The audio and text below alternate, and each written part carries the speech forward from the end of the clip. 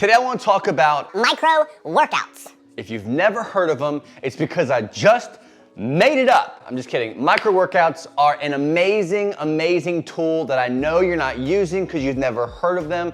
But if you have persistent low back pain, if you have a disc herniation, disc bulge, or post-fusion, and you're trying to exercise safe, you're trying to exercise smart, micro workouts are going to change your life. Now, before we jump in, I'm gonna talk a lot about exercising. I'm gonna talk a lot about back pain. I'm gonna talk a lot about getting out of back pain.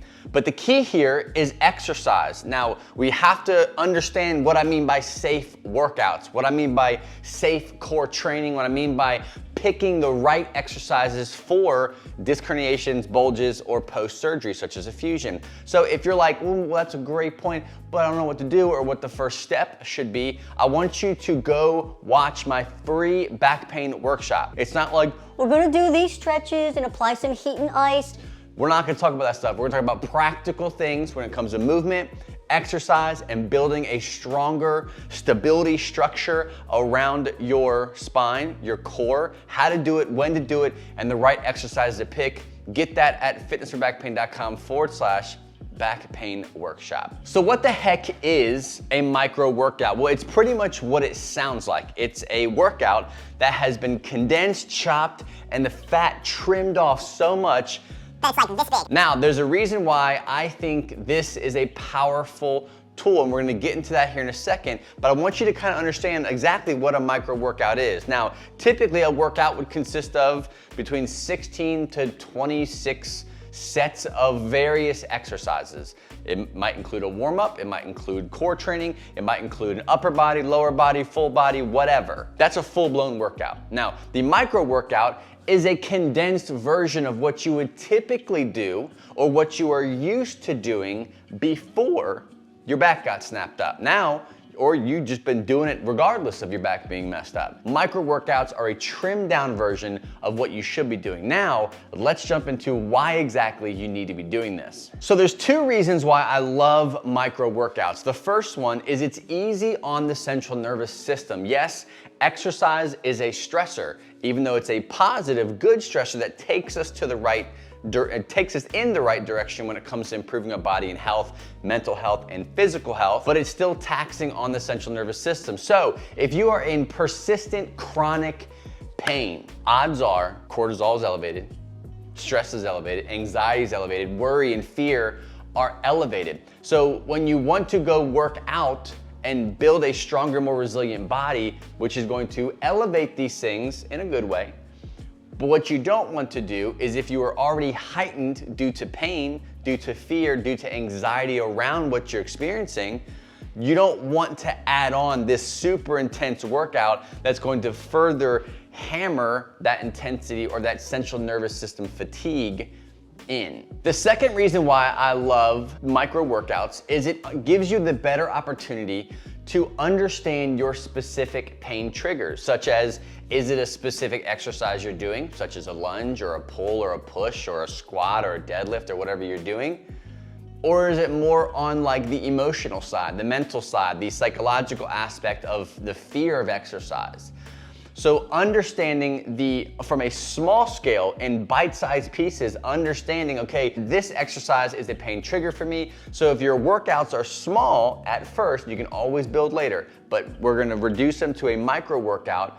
Getting a better idea of what exercises do what to your body is critical if you ever want to see long-term relief, then circle back around and get back into doing the more intense workouts that you might be following now. So there's two major components to building the perfect micro workout, right? And again, this is a stepping stone for someone who's trying to get back into a full-blown workout. You're not here forever, but if you're in pain, if you're struggling through flare-ups, you can't figure out, what you should be doing or you shouldn't be doing or what exercise are causing you pain, I would highly suggest you start here. Now, the first most important, in my opinion, element of a micro workout is the mindset side, right? We're trying to build a workout or condense a workout or pick a certain list of exercises that are gonna decrease the threat of actually working out, right? We all have these exercises in our mind if you have any history of low back pain, you have a list in your mind of exercises that you just can't do. You're like, nope, we can't do that one. I can't do deadlifts, I can't do rack pulls, I can't do squats, I can't do forward lunges, I can't do rear foot elevated lunges. You can't do these exercises for a very good reason. So what we want to do is decrease the threat of the gym. So we kind of want to gently work ourselves into the gym. That's you. If you're that severe, there's other ways around it. But if you're not afraid of the gym, but you're just afraid of exercises, the first component is picking workouts or picking exercises that fit in that list of things that do not scare you or increase the threat. The second portion is actually picking the exercises. Now you can do one exercise, you can do 3 exercises. This is gonna kind of depend on you and where you're at. If you are highly sensitive, what I personally like to do is I like to pick exercises that give me the least amount of resistance and threat possible. Now, there's lots of cool ways of looking at this when I'm working with clients who are in this situation. I start very small. So it could be just a on your on-all fours hip hinge.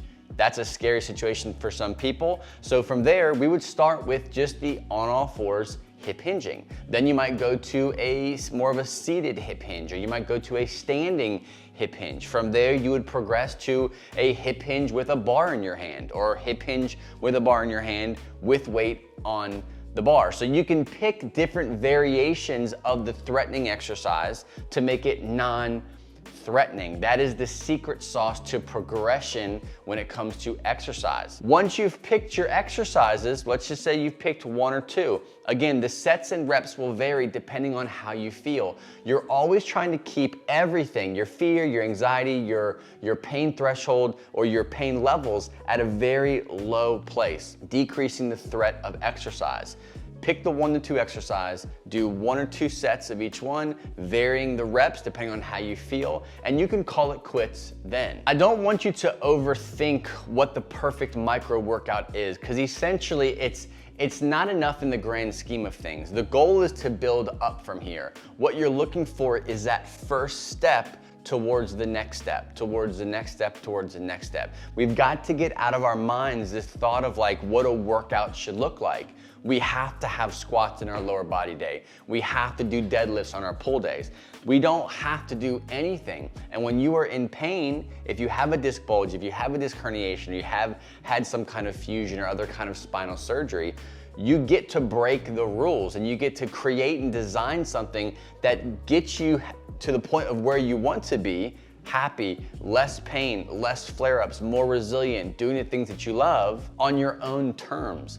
So build it off of what works for your body. But again, it's a tool that I've used time and time again for myself during flare-ups or back in the day when pain was a very real thing all the time. Micro workouts are one of the best things that kept my mind from going crazy, not being able to work out, but also kept my flare-ups down and my resilience building always increasing. Okay, so try them out. Again, if you haven't gotten that free guide yet, if you want to learn how to build the perfect workout, build a smarter training plan that fits your specific need, check out the back pain workshop. It's not a bunch of stretches. It's not a bunch of how to use ice packs and rest and all that stupid stuff. No, I'm gonna teach you how to move, how to exercise, how to program your workouts and your core training that fit your specific need to get out of pain. So if that's you, go to fitnessforbackpain.com/back pain workshop. Thanks for watching, and I will see you on the next episode.